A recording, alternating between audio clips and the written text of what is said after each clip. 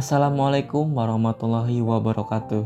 Perkenalkan, kita dari kelas Kartika kelompok 4. Di sini kita akan mempresentasikan dan menjelaskan tentang proyek akhir yang kita ambil, yaitu Company Expansion OCR, Optical Character Recognition.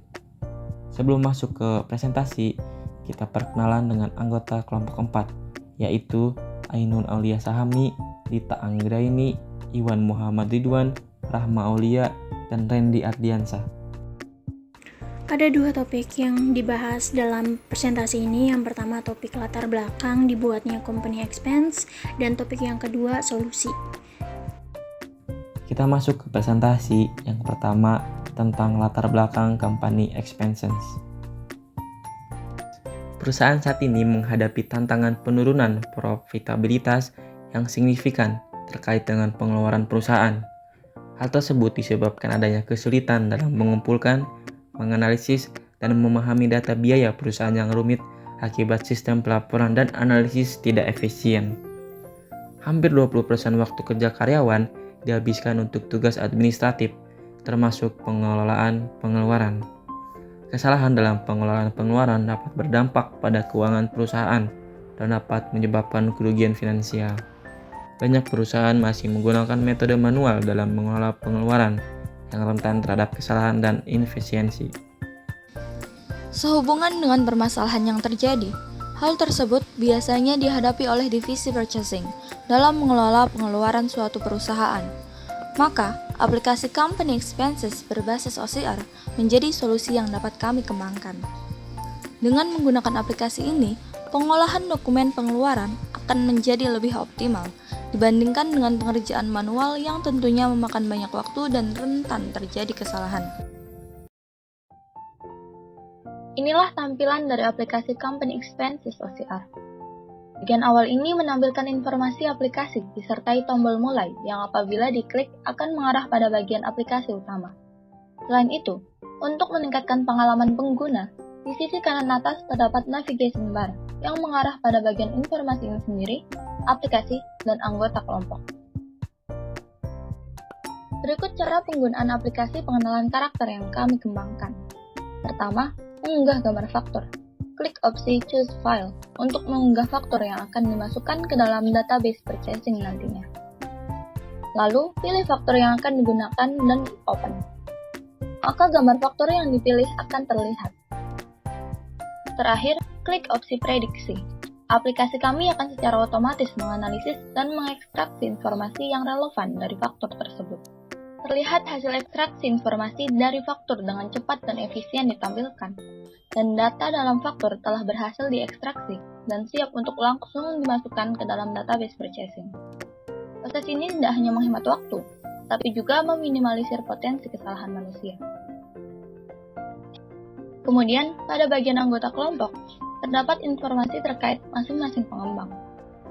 Dan terakhir adalah footer. Terdapat link yang mengarah langsung dengan website resmi Orbit Future Academy. Dengan menggabungkan teknologi dan inovasi ini, kami berharap dapat memberikan solusi yang relevan dan mendukung perkembangan bisnis dan industri. Namun sayangnya, aplikasi ini belum dapat diakses secara luas. Masih dibutuhkan pengembangan secara berkelanjutan untuk menjadikannya alat yang sangat berguna bagi berbagai lapisan masyarakat. Baik, selanjutnya adalah pemaparan mengenai AI Project Cycle yang terdiri dari 5 cycle. Yang pertama adalah Data Acquisition. Pada tahap ini atau pada siklus ini, sumber data yang digunakan berupa dokumen transaksi yang dilakukan oleh divisi purchasing dalam sebuah company untuk mengenali dan mengekstraksi informasi yang ada di dalamnya. Maka akuisisi data ini melibatkan pengumpulan dokumen pengeluaran perusahaan, terutama faktur atau nota atau struk belanja. Cycle kedua yaitu Data Exploration. Pada Data Exploration terdapat beberapa tahapan sebagai berikut. Yang pertama yaitu pemrosesan data. Pemrosesan data ini merupakan langkah awal yang melibatkan pemrosesan data untuk memastikan kualitas dan konsistensi dari data tersebut.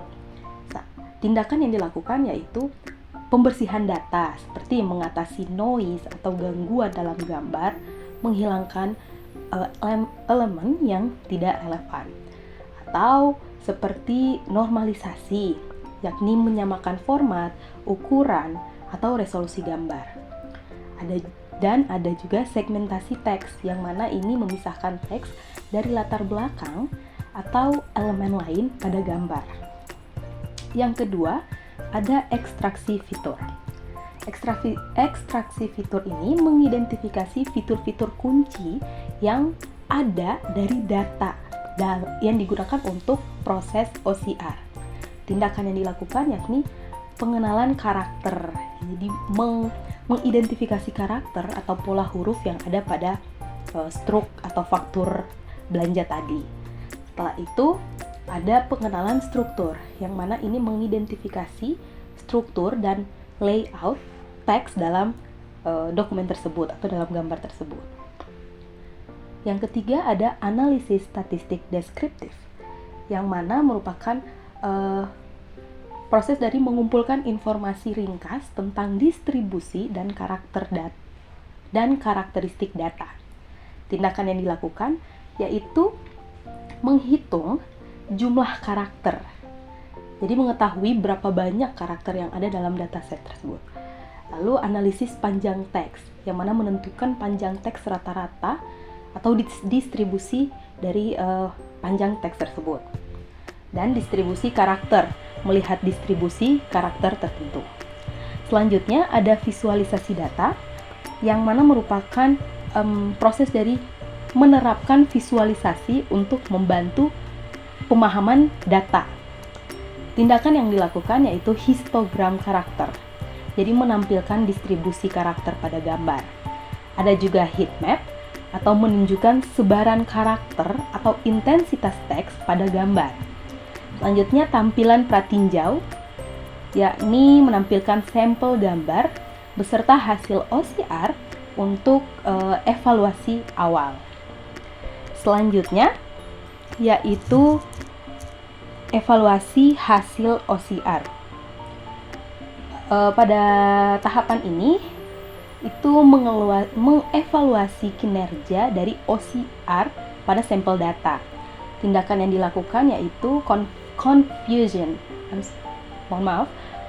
matrix, atau mengevaluasi kebenaran dan kesalahan yang ada pada OCR. Setelah itu pengukuran akurasi, yakni menghitung tingkat akurasi dari OCR tersebut. Dan analisis kesalahan, yakni memahami pola kesalahan umum yang terjadi. Selanjutnya yaitu tahapan iterasi dan peningkatan. Ini meninjau hasil eksplorasi data untuk menentukan langkah-langkah perbaikan.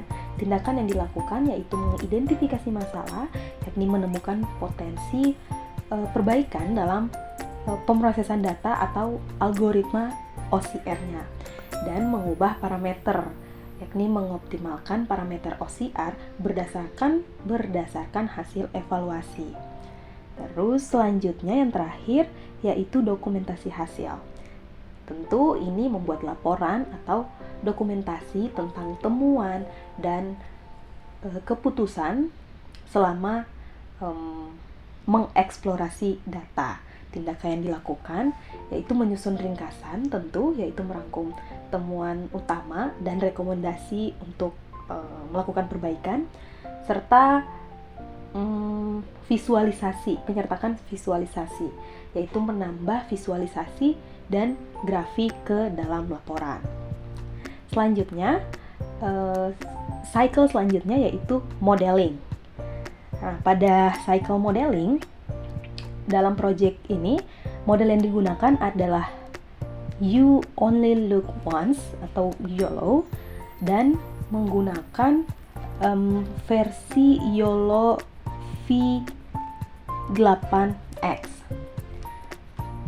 YOLO dipilih karena merupakan metode deteksi objek real time yang sangat cepat dan akurat. Karena ini YOLO ini memproses gambar secara keseluruhan dan menghasilkan bounding box yang menunjukkan lokasi dan ukuran objek yang terdeteksi. YOLO ini memiliki beberapa versi tentunya, tapi yang kami gunakan yaitu YOLO V8X ini karena di kemampuannya dalam mendeteksi objek dengan tingkat akurasi yang tinggi. Dan karena arsitektur yang sederhana dari YOLO V8X ini membuatnya lebih mudah untuk digunakan dan dipahami. Karena itu metode ini memanfaatkan deep learning dan convolutional neural network atau CNN untuk mengidentifikasi objek dalam sebuah gambar. Selanjutnya yaitu cycle evaluation. Pada cycle ini alat evaluasi yang digunakan adalah metrik F1 score karena ini tuh memberikan gambaran yang komprehensif tentang kinerja model dalam mengenali dan mengklasifikasikan karakter atau kata. Jadi F1 score ini merupakan metrik evaluasi yang menggabungkan antara presisi dan recall.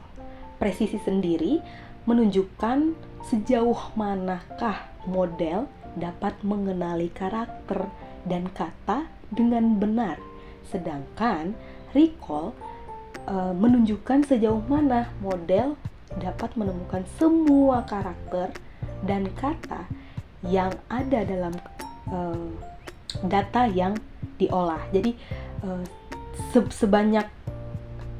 sejauh mana model itu menemukan karakter yang memang harus ditemukan dalam data tersebut, dalam gambar tersebut. Oleh karena itu, kita dapat mengidentifikasi kekurangan model dan melakukan perbaikan yang diperlukan untuk mengoptimalkan kinerja dari model OCR ini. Yang terakhir, cycle terakhir yaitu deployment. Di sini model ini terdapat dua rute utama, untuk halaman utama dan untuk API prediksi dengan bantuan sprice.com. Jadi pertama untuk halaman utama dan yang kedua ini untuk API Application Programming Interface memprediksi dengan bantuan sprice.com. Jadi penggunaan API Sprice OCR SDK atau Software Development Kit dari API Sprice OCR ini diperuntukkan untuk membuat aplikasi yang dapat membaca dan mengenali teks atau karakter dari berbagai jenis faktur dari gambar. Dengan mengembangkan API ini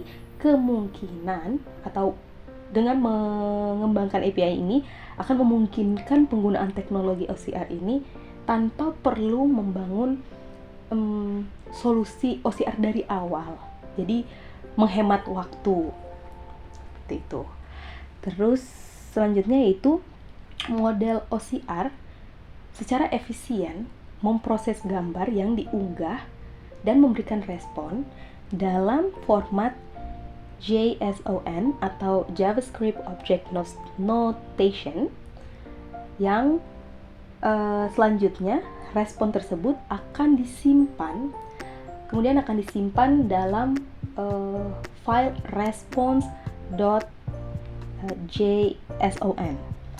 Nah, selanjutnya itu akan dilakukan pemindaian